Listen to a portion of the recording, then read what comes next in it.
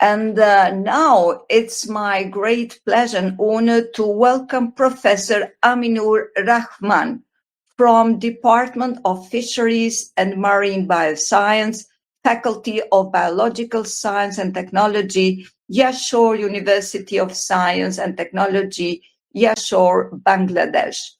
His keynote speech is entitled Impacts of the Climate Change on Coastal Zone and Tropical Wetland Ecosystem, Technologies for Adaptation and Mitigation. Impacts of climate change and coastal zone and tropical wetland system, technologies for adaptation. Outline of my presentation will be potential impacts of climate change on coastal zones and wetland, examples of technologies for adaptation and mitigation, and integrated coastal zone management.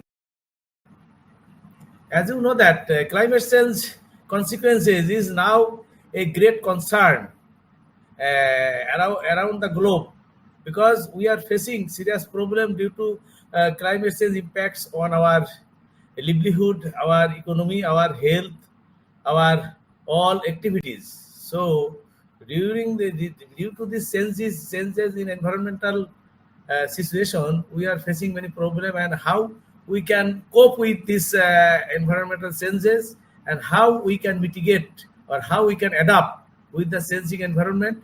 This will be our main thinking, and I would like to highlight share my thinking and thought with you all.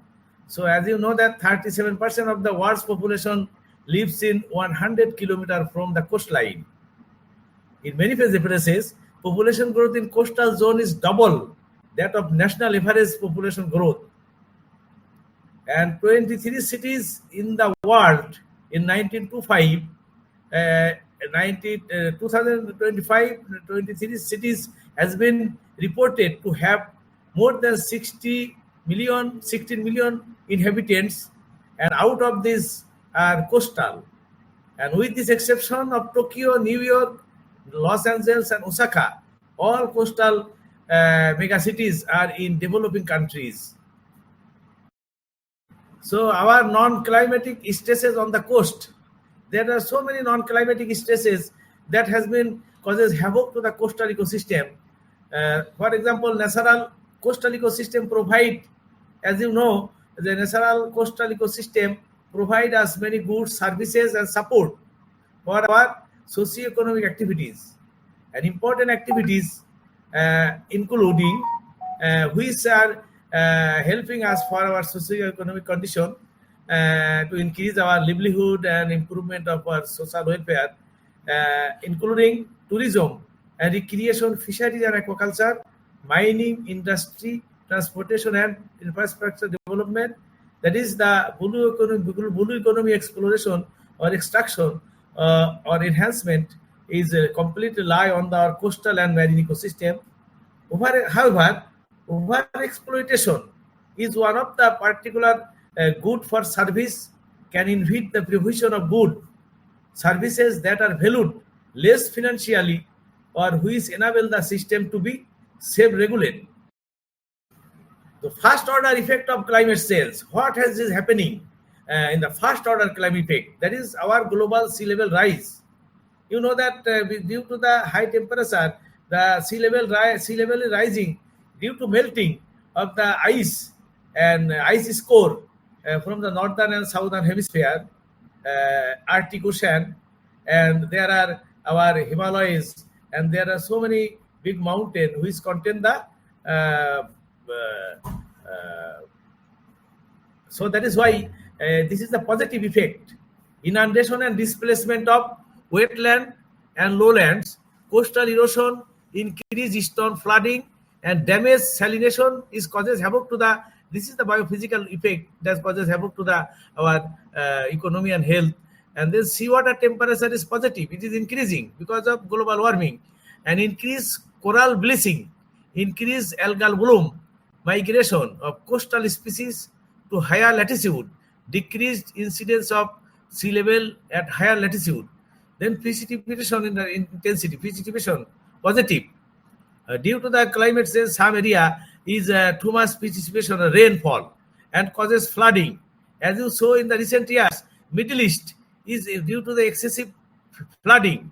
Middle East is very less rain due to the drought.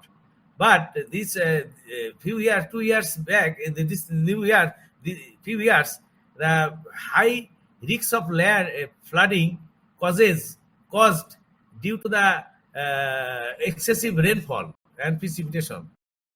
And wave climate, you know, the wave action. Wave action also changes the cross shore and inshore sediment transport, and hence pattern of erosion, and in the coastal area become vulnerable for erosion and accretion. And then some storm frequency, regional variation causes, because you know in many areas the storm frequencies is change the storm and flooding and damage the people and lives and assets. And river runoff change sediment supply to the rivers and the coast. And atmospheric carbon dioxide, due to the global warming, carbon dioxide greenhouse effect, you know, greenhouse effect causes the increased productivity in coastal ecosystem. This is the coastal hazard: sea level rise, erosion, storm event, flooding. This is causes havoc to the biodiversity of our human and our fisheries, our livestock, our all live things, and then we are causes the flooding and extreme weather condition, risks of our property and damage of our property, erosion of the sea level rise, erosion, floodplain growing over time, and majority of the cities are now going to under the water due to the sea level rise and global warming. And it is anticipated that if such thing is happening, if this carbon dioxide or greenhouse gas is increasing, and in this present situation, it is increasing day by day. So projections say that in 2100 years, it will one third of the earth will be go underwater. Then this is the some storm surge and tide magnify the risks of local sea level rise. You know, the 2010, it was the area is not so much high storm surge. That is, flooding is occur few areas. But it has the 2050, if this situation occur, it is projected that it will inundated more area of the coastal area will be inundated, and many of will be go underwater. And if such thing happen 2050 or exacerbated, then it will go until all our house in the housing system, our business, our industry in the coastal area will be damaged. And this is the future sea level rise and review of vulnerable coastal cities. As I told that Colombo, Bay of Bengal, our Bay of Bengal, Cox's Bazar, and then Philippines, Indonesia, Malaysia, and then especially the area and Los Angeles, New York, those cities, Amsterdam, all are there in the coastal area, and it will be affected. More frequent storm, more area will be inundated, more damage of the crops, lives, and properties. So many cities in the world are vulnerable, and some are under threatened. And then, as this figure is some fun, there is the shark. How is the shark? The person is catching the fish, and sea level rise is so exacerbated that there will be no place for the people to survive. Then they will caught by the shark. And good news is that at the current rate, if the global warming is same like this time, to just swim over there, this shark will swim over there, and they will eat the fishermen, or that is recreation, the tourist fishermen, or that is they will the people will be vulnerable and be eaten by not only shark, but there are so many predatory animals in the marine ecosystem. They will eat the people. So dangerous for us in the near future. So few such changes in the flood frequency and annual number of people affected by coastal flooding. Because of coastal flooding, here you saw that the red color bigger size, the smaller size is more less affected. But where the size is big, that is the coastal area, that is the Indonesia Indo-Pacific area, that is the Indian Ocean area, and that is the Caribbean.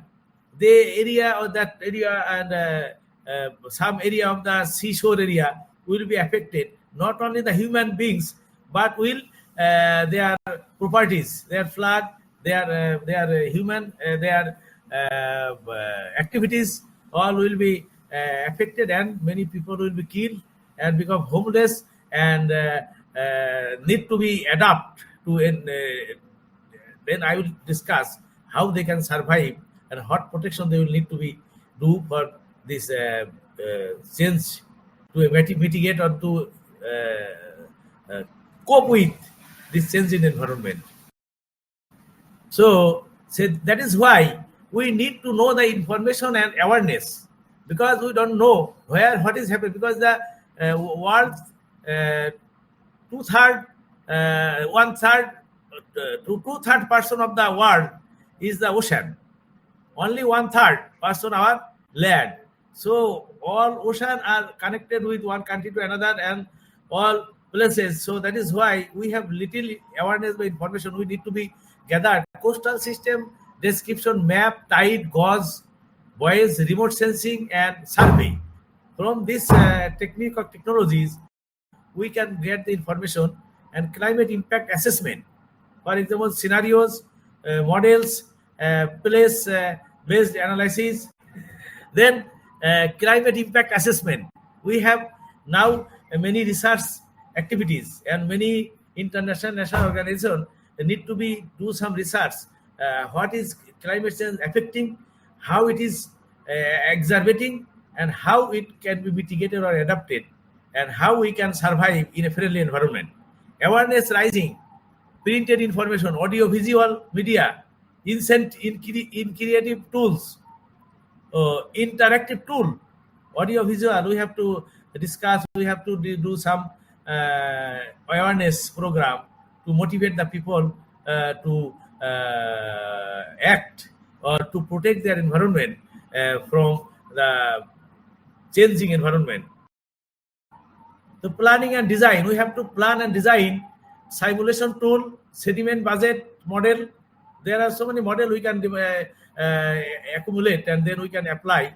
Decision tools, then integration tools and framework.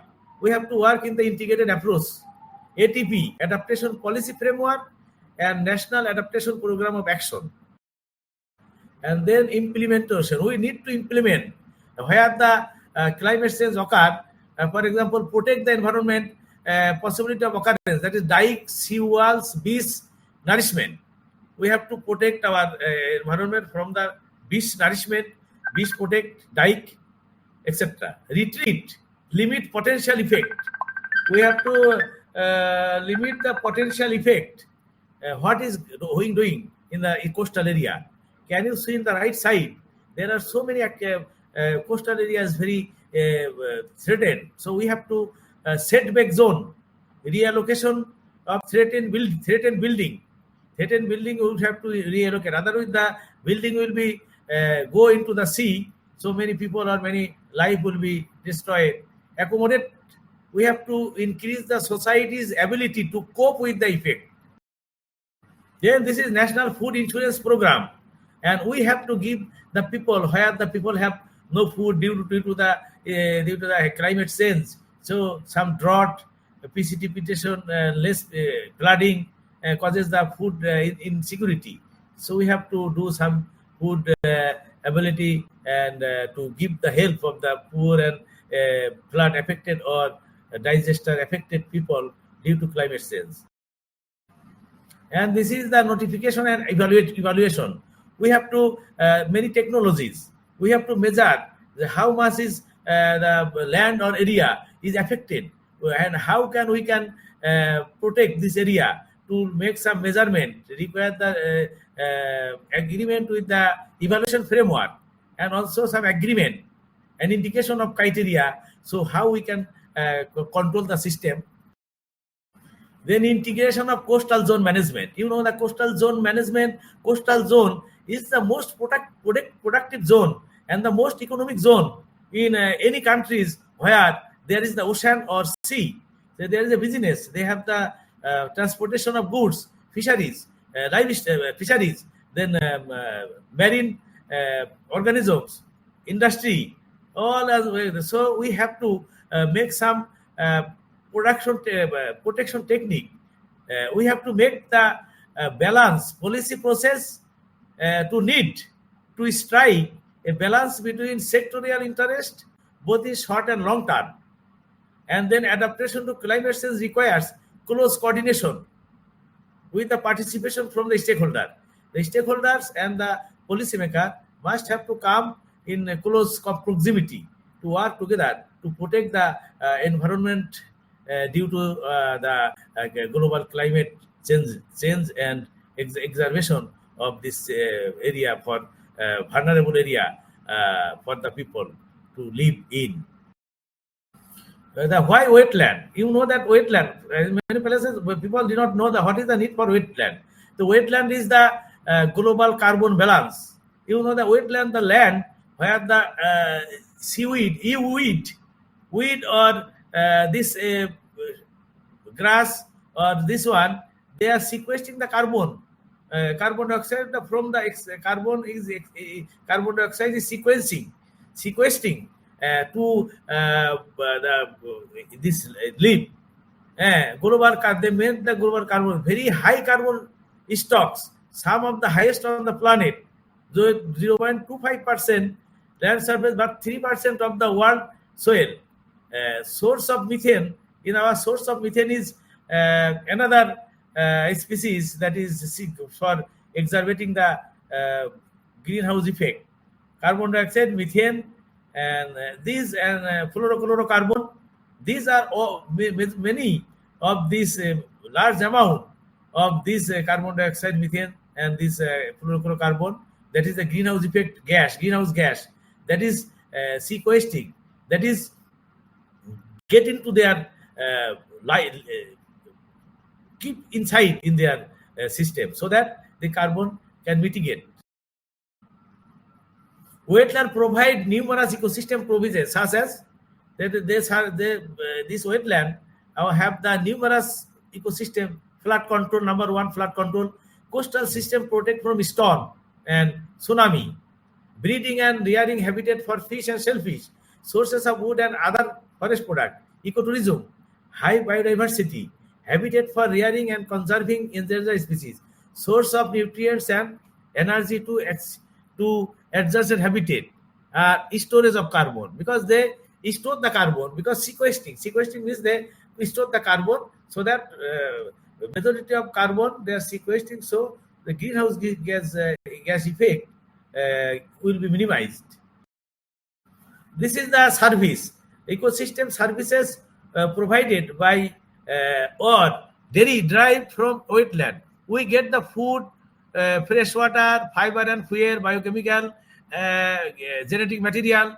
Regulating means create regulation, water regulation, water purification, erosion regulation, water hazard regulation, pollination. This is the, and then cultural, spiritual, and spiritual and inspirational, recreational, artistic, educational, supporting is soil formation, nutrient cycling. So this is the ecosystem service, and it have to be in the normal way. If climate change is exacerbated or climate change causes havoc, then all this system will be geoparalyzed. That is will be affected. So if our ecosystem is affected, then there is our life will be affected, and our activity will be affected, and our health will be affected. That is why we have to cope with this situation, to mitigate and adapt with the changing environment. And then you know that the Ramsar Convention and Convention of the Climate Change. These two are the international convention on wetland of international importance, especially water flow, habitat, in the international treaty, conservation and suitable of the wetland. And these two is working. This is the two convention, how to protect our wetland. Otherwise, this is international. We have to follow the international. For example, IPCC, Intergovernmental Panel on Climate Change, and UNFCCC, United Nations Framework Convention on Climate Change. We have to follow their rule and regulation to cope with this. And then Wetland and Global Initiative, Blue Carbon Initiative. More recently, a global exercise led by the number of international societies established a Blue Carbon Initiative, which cover policy and technical issues associated with conservation and management of coastal wetland, including mangrove, tidal salt marshes, and seagrass meadows. We have to maintain the blue situation, because we have to, in our algae, in our tree plantation, and our wood forest, we have to transplant to make this. And in the industry, beside the industry, there must have the blue carbon process system, that the tree or they will minimize the excess carbon dioxide which is produced by the industry. They are also sequestering the carbon, this blue tree or blue vegetation. They know that mangrove is the ecosystem. It is usually in the tropical delta, estuaries, lagoons, and wetland island. This mangrove is helping work as a shield to protect the environment from tropical cyclone. Not only that, but also they sequestering the carbon, so to mitigate the greenhouse effect situation. Global mangrove distribution in the many areas, in the red color, you can see it is usually near the estuary. And that is Indonesia have the longest, nearly 22.6%. That is 312,000 hectares. In India, this is 22.6%. Our Bangladesh is 9th position. First is Indonesia, Australia, Brazil, Mexico, Nigeria, Malaysia, Myanmar, Papua New Guinea, Bangladesh. This is the coastal area where the mangrove ecosystem. It is protect the environment, protect the habitat, and protect the climate change impact. This is the mangrove deforestation. Many places they are destroying the mangrove forest. This is because they are culturing fishes, and also that area they are using for agriculture. And this is the mangrove in the Pacific. You know that many areas, diverse species is storing carbon. We already told this. And this is the deep carbon sink, carbon stop in the degraded mangrove. So in the degraded mangrove, there are so many carbon is released, and then this carbon then causes havoc, sea level, that is increase the temperature of our ecosystem. And this is a threat to mangrove. Mangrove forests are flooding, and then they are clearing mangrove, over harvesting, river changes, overfishing, destruction of coral reef, and pollution. If the mangrove is threatened, that is causes like this type of havoc to the carbon and overfishing and pollution, and also river changes. It causes havoc to the. And then mangrove ecosystem, mangrove conservation. We need to provide the protection, designate mangrove as protected area, protect the mangrove from pollution, ensure all the development planning, and mangrove restoration and replantation, increase nursery ground, creating awareness and prevention of habitat destruction through legislation. So then sea level rise is escalating, every year. In the 2000, it is 0 meter. But now 1 meter. 2080, 2000, now 2004, 2020 or 25 is 0.2 meter. But in 2001, it will be nearly 1 meter, and then 1/3 of the world will be under the water. And this is the Sundarban mangrove, the World Heritage. and it is the wonderful protection of Bangladesh and the India. Royal Bengal tiger there. And ecological significance of the Sundarban, I already told that it is a shield. It protects our environment, it protects our Bangladesh, it protects our India. And this from the natural disaster, typhoon, cyclone, and climate change impact. And this is the biodiversity of Sundarban. Previously, it was 400 species of fish, 320 species of bird, 53 species of reptiles, 111 amphibians, 320 species of plant. But now it is degrading due to the climate change. And in economic or ecological importance, I already told that the economy of there is down due to the climate change. And then economic and ecological importance, Sundarban, and 3.5 million people are depend on the Sundarban for their livelihood, but it constitutes 51% of the total reserve forest within Bangladesh. But now it is 41%, to 11 or 12% is really degraded, and our revenue also degraded. And the vulnerable ecological threats of Sundarban: ocean acidification. You know, the ocean acidification causes due to the excess carbon dioxide that causes havoc to the biodiversity of the coastal animal and especially the shell forming invertebrates. In this sense, I already talked mangrove conservation need to protect the environment through the legislation, through the people's action, integrated coastal zone management. Every work need to be integrated together. And this is the peatland. You know, there are peatland. Peatland also, there are many areas. There is peatland. This peatland also sequestering the carbon. But people are degraded. They are making house. They are constructing dam. They are constructing river, pond. Peatland can use us. Peatland can help us. Wetland, which is among the most vulnerable ecosystem in the earth. Peatlands are the largest natural terrestrial carbon store. The carbon store demand damaged peatlands are major source of greenhouse gas emission. So greenhouse gas is coming from the damaged peatland. Countries are encouraged to include peatland restoration in their communities to global international agreement. We need the global agreement to protect our peatland so that we can minimize our global climate change. So this is the global carbon stored in the tropical peatland. Nearly this is the area. Southeast Asia, 76% carbon is stored in the tropical peatland. That is 92 petaton carbon. And this is the peatland in Southeast Asia. That is global is 400 million hectare. Southeast Asia is 40 million hectare. This is the land use damage that says that causes the area where the Indonesia peatland facing tremendous pressure, and other area is pressure, as I told you before. So land use sense, land, they are using the land, peatland, for their housing. So the peatland is destroyed, but housing is increasing. Ecosystem management. We need the ecosystem management for adaptation to climate change. The technical workshop was held in Darussalam, and EBA approach, that is ecosystem-based management, was adopted and supported by information compiled in this one. Wetlands are identified among the vulnerable ecosystem.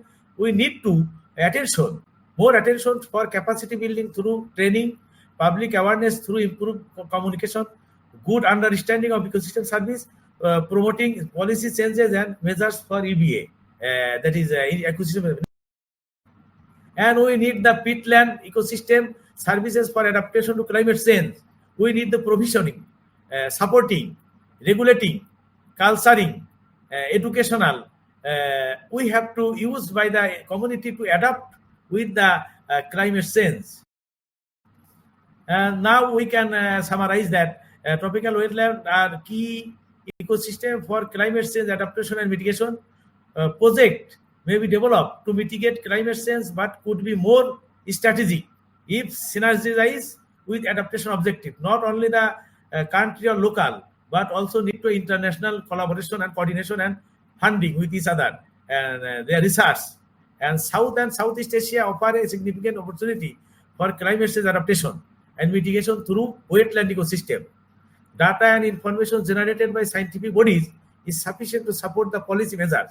And lastly, scientific data will contribute to the national greenhouse gas inventories.